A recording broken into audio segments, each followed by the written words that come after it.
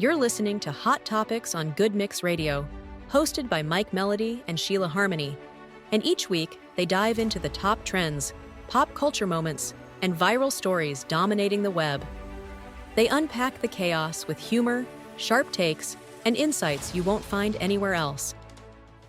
You know that feeling? The world's moving at, warp speed, and suddenly you feel like you've missed some key cultural beats. Eleanor Roosevelt had that great quote, "The future belongs to those who believe in the beauty of their dreams." And, well, in a way, these trending topics we see every week, they're kind of a window into those dreams, right? Or at least our debates, what we're all talking about. And this week, the fourth week of August, it's been particularly busy. We've seen this really compelling mix of stories, everything from a high-profile arrest that's got everyone talking to a gaming revolution, really, a surprise celebrity announcement, merging these two huge fan bases, and a rising sports star who's, carrying on a legacy. So our mission today, basically your shortcut to staying in the loop, is to cut through all that noise. We're going to dive into the sources you shared, pull out the most important bits, maybe find some surprising angles, and really try to get why these specific stories are hitting home right now. We'll unpack the Raja Jackson arrest, all the buzz around NBA 2K26, those Taylor Swift and Travis Kelce engagement rumors, fascinating stuff, and what Shilo Sanders is up to on the field. Okay, so maybe let's start with the big picture first before we jump into the specifics. Why did these trending topics actually matter? What do they, tell us about ourselves? Yeah, it's a great question. It's definitely more than just, what's popular for a minute. It's really a direct pulse on America's cultural priorities, I think. These topics, especially the ones that blow up on social media and in the news, they don't just reflect our values, they actively shape them, They amplify certain concerns, they influence public chat, and often, if you look closely, you can even see hints of future cultural shifts in them. I mean, take the Raja Jackson arrest you mentioned. It immediately kicked off this huge conversation about justice, celebrity culture, accountability in the digital age. It just shows you where a lot of public thought is focused right now. And it's not just the traditional news pushing this along, is it? Social media seems absolutely central now. Platforms like Twitter, Facebook, Instagram, they aren't just reporting these stories. They're actively shaping them, amplifying them, bringing certain things right to the front. Precisely, yeah. It's not just that the story exists anymore, it's how the algorithms on these platforms work, right? They prioritize engagement. So stuff that gets a big reaction, whether it's positive or negative, it just spreads incredibly fast. This means public opinion can just snowball, It creates these echo chambers sometimes, and then traditional media feels like they have to cover it, maybe regardless of the initial depth or even accuracy of the story sometimes. It's this feedback loop. It really changes how we consume news. That's a really critical point, that speed and the nature of engagement online, which I guess brings us right to Raja Jackson. His arrest was definitely one of those truly viral stories. It just sparked immediate, huge discussion. So for anyone who might not know, Raja Jackson's fame came really quickly, mostly through social media, right? He built this massive following with unique content, often kind of provocative stuff, so his name was already out there, globally recognized. Then came the arrest. It followed some allegations, led to an investigation, official charges were filed. But what I'm wondering is, why this story? What made it just explode with such intensity? Maybe more than other celebrity legal issues we've seen. Well, I think one really striking thing here is how it immediately put a spotlight on that complex relationship between being famous and legal accountability, especially now in the digital age. It's not just any celebrity facing charges. It's someone whose fame was built on the very platforms that are now hosting his sort of public trial by opinion. What feels maybe a bit different here is just how fast the judgment cycle is. It often happens before all the facts are even properly laid out in court. And that really pushes the boundaries, I think, on how we process justice versus, just public opinion.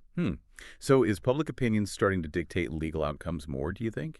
Or is it just really powerfully shaping the narrative around them, making it maybe harder for the actual legal process to play out objectively? I'd lean towards the latter. It's more about shaping the narrative, but that narrative carries immense weight, doesn't it? If we look at other big celebrity cases, like, say, Chris Brown's, which really focused attention on domestic violence, or Justin Bieber's, which highlighted the pressures on young stars, there are parallels, sure. The impact of public opinion, the media coverage being everywhere that's consistent. But with Raja Jackson, the difference feels like the sheer speed of information spreading globally now, and the very direct unfiltered nature of social media reactions. Previous cases, yeah, they were heavily covered, but they didn't quite have this same instant, sometimes hyperpolarized digital mob feel to them.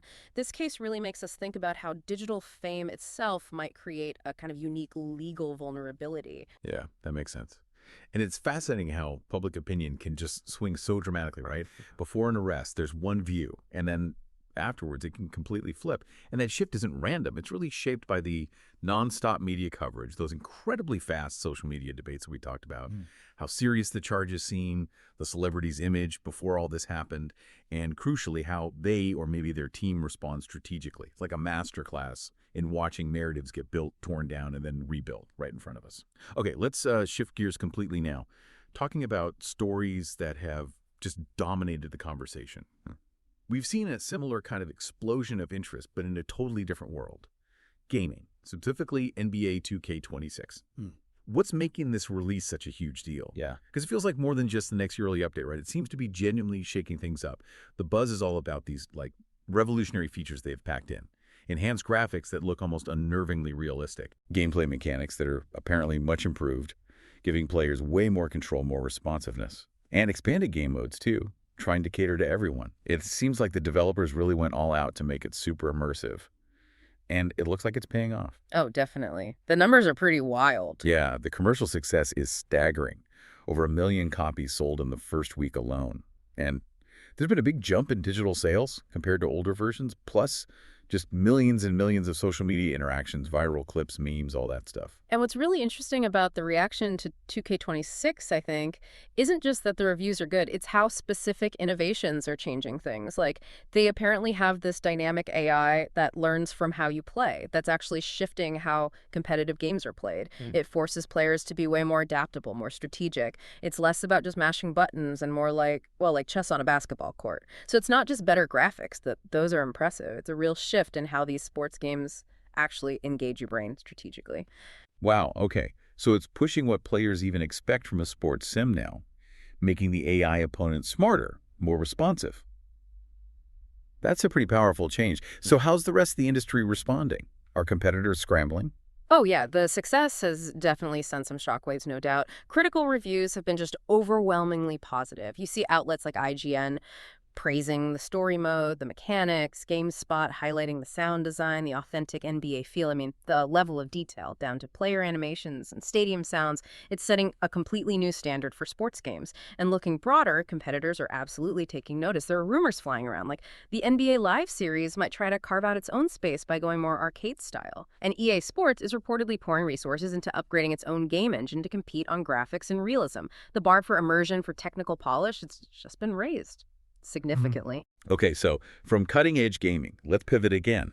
This time to pop culture royalty meets sports legends.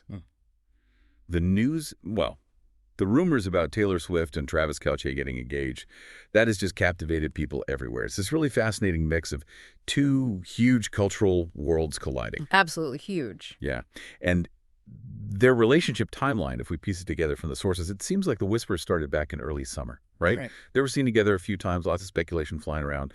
Then there was that very public appearance, Travis Kelce, with Taylor Swift at a big event, which kind of solidified things for a lot of people. Yeah.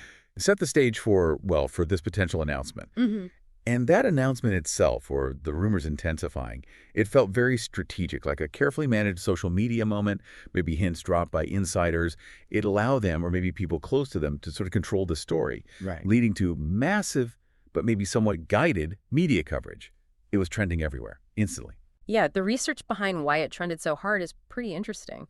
It really seems to be about the sheer size and passion of their combined fan bases. You've got Taylor Swift's Swifties, this incredibly dedicated global group, and then Travis Kelce's NFL supporters, another huge passionate base. The overlap and the cross-pollination between those groups, it just created this unique cultural firestorm. Within like 24 hours of the rumors really taking hold, the social media numbers were just astronomical. Hundreds of millions of likes, comments, shares. This isn't just, two famous people dating. It's almost like a lesson in brand synergy. Suddenly, the Swiftie economy is intersecting with the NFL's massive audience. Right. So beyond just the gossip pages, there's a real, almost measurable economic ripple effect happening, like a new kind of celebrity power couple dynamic. What are the bigger implications there? Exactly. I think this relationship, or even just the intense focus on it, it tells us something about modern media and maybe shifting fan demographics. We're seeing this real blurring of lines between sports fandom and music fandom. People are actively engaging across both worlds in ways we haven't really seen before at this scale. It points to this larger trend where the boundaries between different kinds of entertainment are just getting more fluid, you know? And yes, the economic impact is definitely real. You see lifts in related industries, jewelry, apparel, as fans try to emulate their style. There was even that measurable spike in viewership for Kelce's games when Swift was there. It shows this tangible halo effect from her presence. It's quite something. It really is. Okay, let's move to another sports figure who's been making waves, Shilo Sanders. He's this talented young safety, really catching people's eyes with his defensive skills, but also building a pretty significant personal brand. Yeah, he's definitely one to watch. And Shilo, of course, he comes from this incredibly famous athletic family that's undeniably shaped his path. His father, Deion Sanders, prime time, a legend in football and baseball. So Shilo grew up completely immersed in that high-performance sports world. His family's guidance was clearly huge from day one. Right, that legacy is powerful. And his performance lately, the stats are really impressive. He's got, 3 interceptions in the last 5 games, averaging 7 tackles a game, 5 pass deflections last season. Those kinds of numbers, plus these highlight plays that just go viral all the time, and the media attention. That's why he's trending so consistently right now. Absolutely. And it's not just the on-field stuff, though that's obviously key. Shilo Sanders seems to have really figured out how to build his own brand, too. Yeah. Especially using social media. He's funny, seems pretty authentic online. He actually engages with fans, gives them a peek into his life, his personality, and that direct connection. It's massively grown his fan base. It makes him seem relatable, you know? Yeah. A kind of role model for younger athletes trying to make it. It's that combo, the talent, the famous family, and this engaging public persona. That's kind of the blueprint for the modern athlete, isn't it? Makes him a constant topic in the football world. Yeah, definitely a powerful combination. Okay, so let's try and pull this all together. What does it all mean? This 4th week of August, it really paints this picture of, American culture being deeply invested in celebrity drama, right? The thrill of sports, both playing and watching, and these incredibly immersive gaming worlds. And through all these different stories, social media just keeps popping up. It feels indispensable now, not just reporting things, but actively shaping the narrative, driving the conversation, connecting all of us to these big moments. Yeah, I agree. These aren't just, blips on the news radar. They really do offer this powerful real-time snapshot of our evolving values, our priorities as a society. They show a culture where that intersection, sports, entertainment, technology, it's becoming more and more central to how we live, how we define ourselves.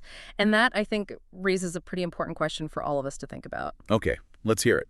Here's that final provocative thought for you, the listener, to chew on. As we're all navigating this super digital, super connected world, how might our collective fascination with these trending stories, from the public trials of celebrities to the amazing tech leaps in gaming to these power couples blurring the lines between sports and pop culture, how might all that reflect our own deeper needs, maybe desires for connection, for drama, for inspiration, or maybe just for escape?